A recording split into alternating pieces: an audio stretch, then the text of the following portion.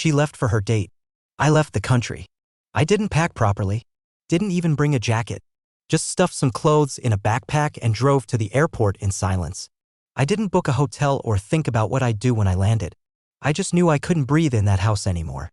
Every room smelled like her perfume, and every time she opened her mouth lately, it was like listening to someone who'd rehearsed her lines with someone else. I wasn't stupid. I had been pretending not to know. 3 weeks before I left, Emily started doing this thing where she'd disappear into the bathroom with her phone and leave the shower running. Then she'd come out 20 minutes later with dry hair and a fake yawn. She stopped asking me how my day was. She smiled too quickly. She stopped folding my laundry and started accidentally leaving her own lingerie in plain sight, new pieces I hadn't seen before. And I still tried. God, I still tried. I planned a weekend trip to Estes Park. She said she had a migraine. I cooked her favorite pasta one night, she picked at it and said she wasn't hungry, then snuck downstairs at midnight to microwave something else. I asked her to watch a movie with me. She scrolled on her phone the whole time. I don't think she even looked at the screen once. But that night, the night everything cracked open, she stood in the mirror wearing a black dress with a slit up the side, the kind of thing she hadn't worn for me in years. Her hair curled, lips painted. When I asked what the occasion was, she said it was just a casual night out with the girls. Then she looked right through me, like I was the ghost haunting her perfect little eyes. She left around 8:30.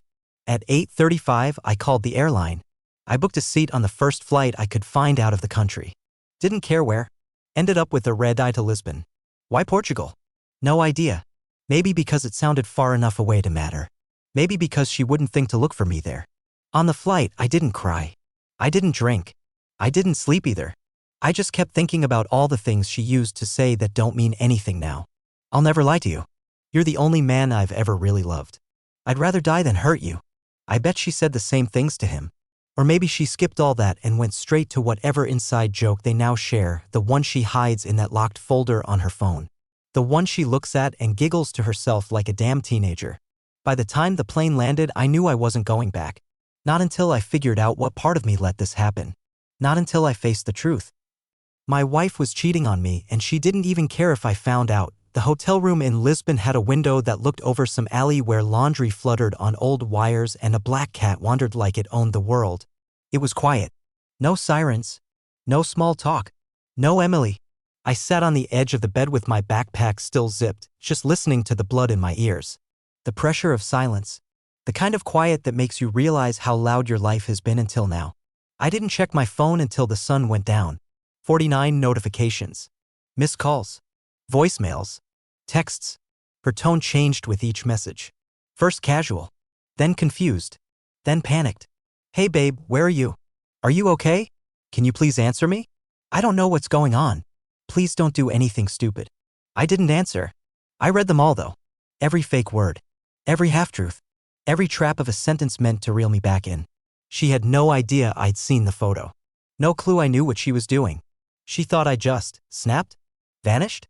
She even called my mom. My sister. Said she was worried about me. Said I'd been acting strange. That was rich coming from a woman who once forgot our anniversary and then claimed she'd planned a surprise for the following week.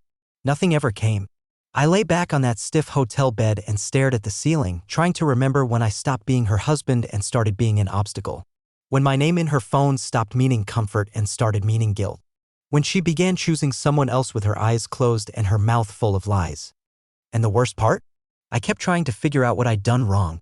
I replayed every argument, every missed moment, every boring Tuesday night where maybe I should have kissed her longer or looked at her harder or asked one more question.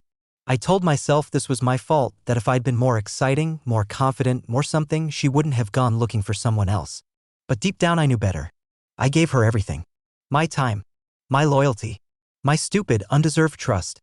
And she used all of it as a shield while she snuck around behind my back with some guy who probably still doesn't know I exist. I stood up, paced the room, opened the window and let the cold air hit my face. I wasn't angry yet. That would come later. Right now, I was just tired. Tired of being lied to. Tired of loving someone who clearly thought I was a fool. Tired of feeling like I was the one who needed to fix what she broke. Tomorrow, I'd listen to her voicemails. And I'd make a decision. But not tonight.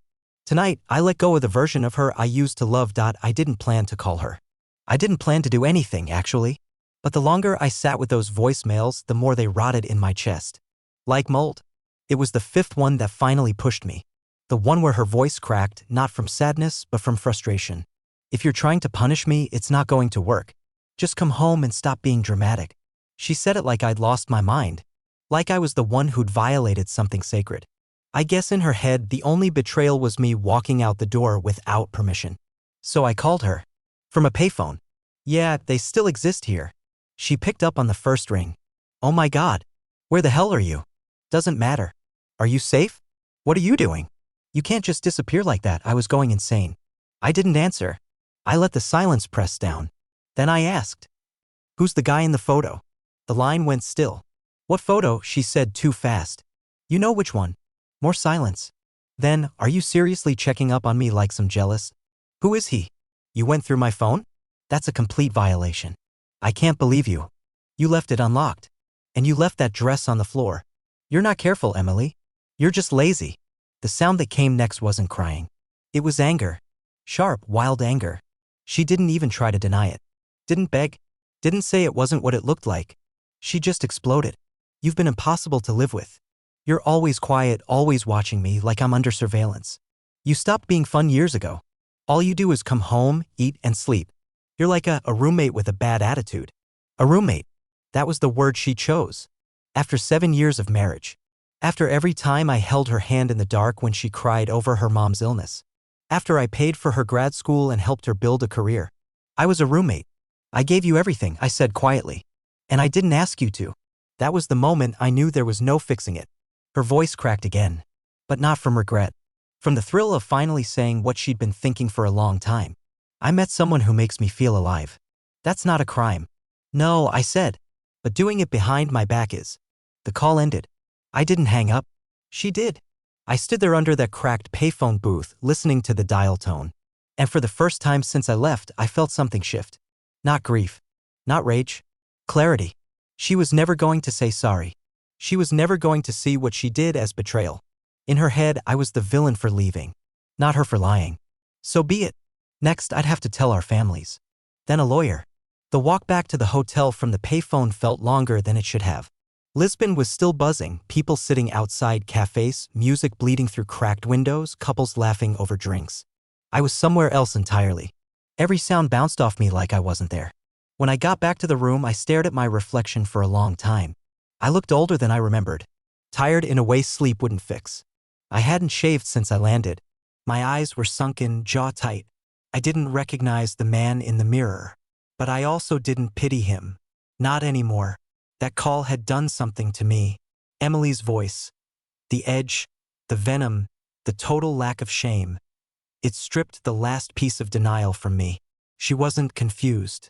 She wasn't hurting. She was done. And worse, she'd been done long before she ever bothered to tell me. I was just the last one to get the memo. She wanted me to come back and pretend this was a communication issue. Something we could fix with a few therapy sessions and a half-hearted apology. But I knew better now. She didn't miss me.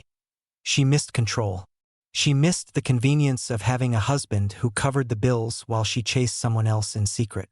I didn't want revenge. I wanted out. That night, I wrote 2 emails. One to my sister, Lauren. Subject: You were right. And one to a divorce attorney I found through a friend back in Denver.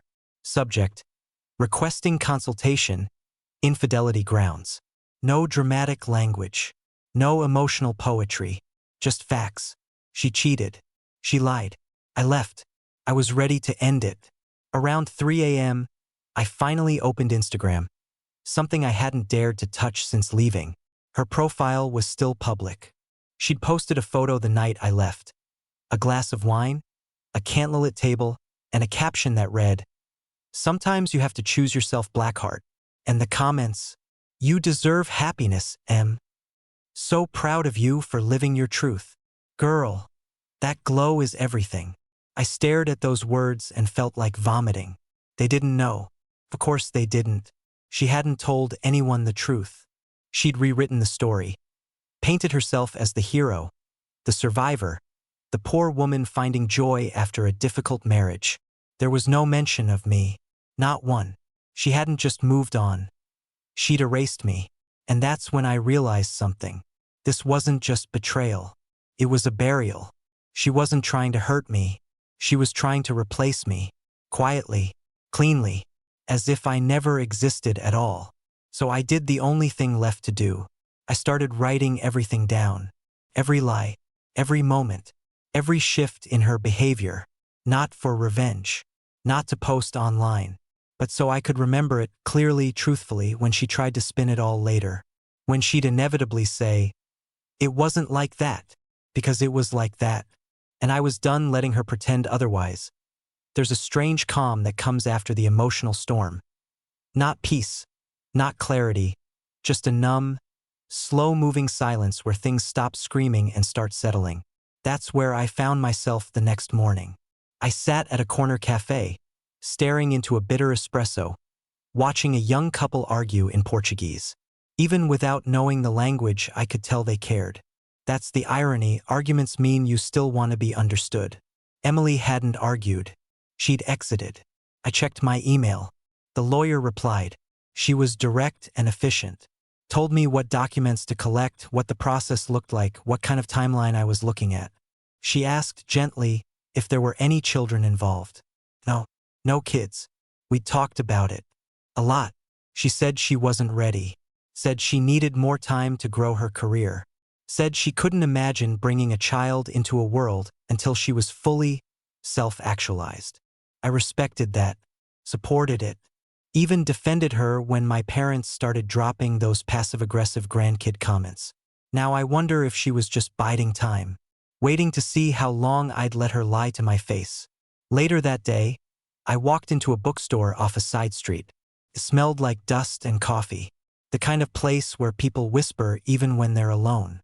I picked up a notebook, real paper, real pen. I started writing, not typing, writing, not a journal, not a letter. The timeline: August, new gym membership. September, started hiding phone. October, business trip to Chicago, came back distant. November, girls' night became a weekly ritual. December, new lingerie. No explanations. January, photo in the black dress. The man. February, confrontation. Her lies. My escape. I didn't write this to punish her. I wrote it so I could remember that I wasn't crazy. Because that's what these people do, people like her. They gaslight you. They rewrite reality until you start doubting your own memory. She used to say things like, "That's not how it happened," or "You're being too sensitive," or the worst one, "You're imagining things." But this notebook? It doesn't lie. It doesn't twist. It's mine. That night, I got a call from Rachel, Emily's sister. I almost didn't answer, but something told me I should. "Hey," she said quietly. "I'm not trying to get in the middle of this, but I thought you should know. Emily's telling people you had a breakdown, that you went off the grid because of stress." I swallowed hard. She said, "What?" "She told Mom and Dad you were in therapy and needed space to deal with your mental health. That she's supporting you through it." I laughed. Couldn't help it. The bitterness in it was nuclear. "She's rewriting the whole story," I muttered. "Yeah," Rachel whispered. "But I know the truth. I've seen how she acts. I've seen the texts. You're not crazy, Matt." "Matt? That's me, by the way. She's not going to get away with this. Not anymore." Rachel's call stayed with me like a splinter I couldn't dig out. Not because it hurt, not anymore, but because it confirmed what I'd already begun to suspect. Emily wasn't just moving on. She was constructing something. A narrative. A safety net. A version of reality where she could slip out clean, untouched, untarnished. She wasn't going to be the woman who cheated. She was going to be the martyr married to a broken man who checked out emotionally, who needed space, who wasn't present. The one who cracked under pressure while she, poor thing, carried the weight of it all. No, she wasn't. I spent that evening on my laptop with a slow Wi-Fi signal and a fire in my chest. I logged into our shared cloud account. She must have forgotten I still had access. She always said she'd clean it up and never did. And that's when I saw it. A synced backup folder. Titled, Trips. There were 24 images I hadn't taken. Beach shots. Hotel rooms. Mirror selfies. All of her. Most of them with him. One photo hit like a freight train. She was wearing the same black dress from that night. Her arm around his neck, her lips pressed against his cheek. The timestamp matched the night she told me she was out with the girls. I downloaded it all. Every single image. And then I did something I never thought I'd do. I replied to her. One message. One line. Still telling people I'm in therapy while you're kissing strangers in hotel mirrors? No response. Then, 20 minutes later, my phone rang. Her name. I didn't answer. She tried again. Then a third time. Then came the text. Why are you doing this? I stared at that message and almost laughed again. Why am I doing this? As if she'd forgotten what she did. As if me showing the truth was somehow worse than her creating a lie. I blocked her. Then I forwarded everything to the lawyer. The photos. The backup logs. The phone records. She called it compelling documentation. Said it would help. Said judges don't always care about infidelity, but the narrative shift, the manipulation, the intentional lying that mattered. Rachel texted again later that night. She's freaking out. She thinks you're going to go public. I typed, then deleted, then typed again. Tell her I'm not interested in revenge. I just want the truth to exist somewhere outside of her mouth. Because that's all I wanted now. No more screaming matches. No court battles soaked in drama. Just the truth, raw and ugly and unmoving, standing on its own. And for once, I wanted her to feel what it was like to have no more control. The next day, I met someone at the hotel bar. Not in the way you think, not romantic, not even flirtatious. Just human. A guy from Dublin, traveling solo, about my age. Name was Liam. We started talking over a shared distaste for the overpriced whiskey and ended up swapping stories about why we both looked like we hadn't slept in days. He was going through a divorce too. His wife had walked out on him after 11 years, no other man involved, just boredom and a yoga instructor's Instagram philosophy about self-love. We talked for hours. Not about the women, not really. We talked about the after. The void. The weird stretch of time where nothing feels real. And your body keeps moving while your brain tries to process the funeral of a life that technically isn't over yet. He said something that stuck with me. She killed the version of me that trusted people. I'm not even mad. I'm just not the same. And I felt that, like a bruise pressed too hard. Because that's what this is. It's not just betrayal. It's theft. It's identity robbery. She didn't just break our vows. She rewrote them when I wasn't looking. Quietly, efficiently, and left me wondering if I ever knew her at all. Liam left the next morning. He slipped a note under my door. Don't let her turn you into someone you're not.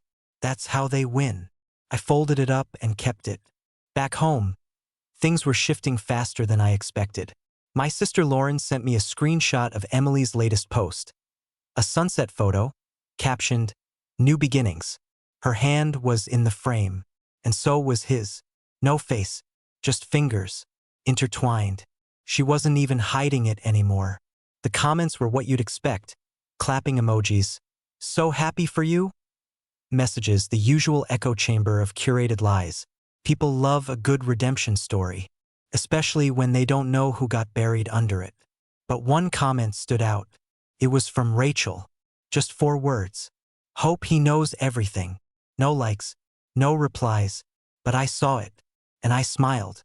Because I didn't need to post anything. I didn't need to expose her. She was doing it to herself. And the deeper she dug into this fantasy life with her rebound soulmate, the more obvious the cracks would become. Because people like her, they don't stop. They can't. They need chaos. They need control. And when the high fades, when the new man forgets to compliment her hair or leaves his socks on the floor, she'll do it again. She doesn't know how to stay. She only knows how to escape. Let her run. I'm not chasing anymore. I landed back in Denver 2 weeks later. No one knew I was coming.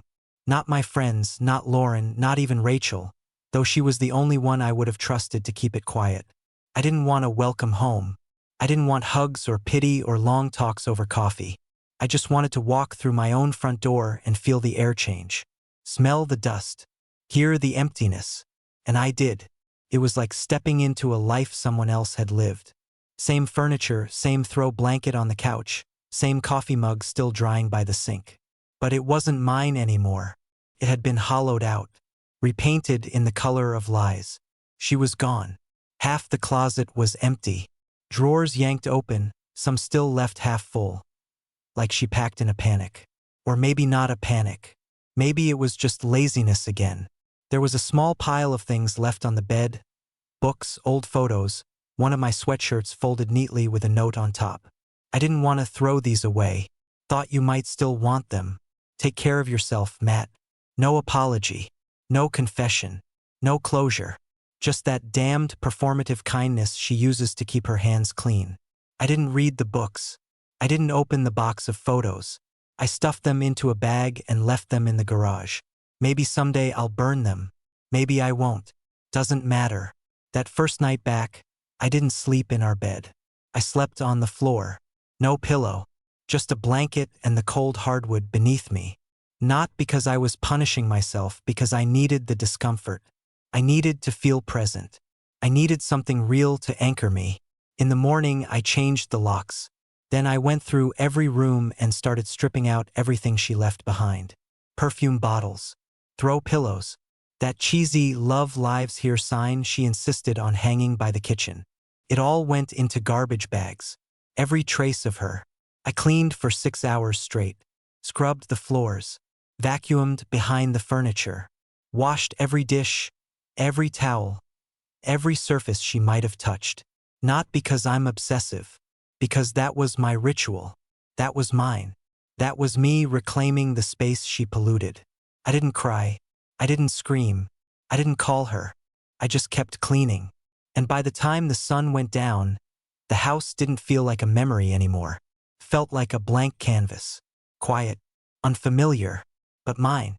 The next day, I went to the courthouse. Filed the papers in person. The woman at the counter didn't ask why. She didn't look surprised. She just stamped the file, handed me a copy, and said, "Good luck." And as I walked out into the bright Colorado sunlight, I realized something. She left for her date. I left the country. And now, finally, I was coming home to myself. 3 days after I filed, I got the message. Not from her. From him. A number I didn't recognize. No name attached. Just a single line. "Hey man, I think we need to talk." I stared at it for a long time. My first instinct was to delete it. Block him, shut it down, keep the line severed and clean. But something stopped me. Curiosity. Maybe. But I think it was something else. I wanted to know what kind of man knew a woman was married and decided that didn't matter. So I replied. "About what?" He wrote back instantly. "I didn't know she was married." And I froze. He didn't know? He didn't know. I told him to call me. I didn't expect him to. But he did 2 minutes later. His name was Blake. 30. Graphic designer. Met her at some networking thing. She told him she was divorced. Said I wasn't in the picture anymore.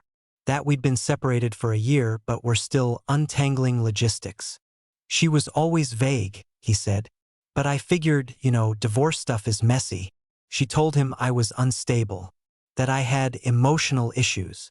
That I'd left her after years of neglect. That she tried to make it work but I shut down. And he believed her. I don't even blame him. That's the terrifying part. She's good. She's so good.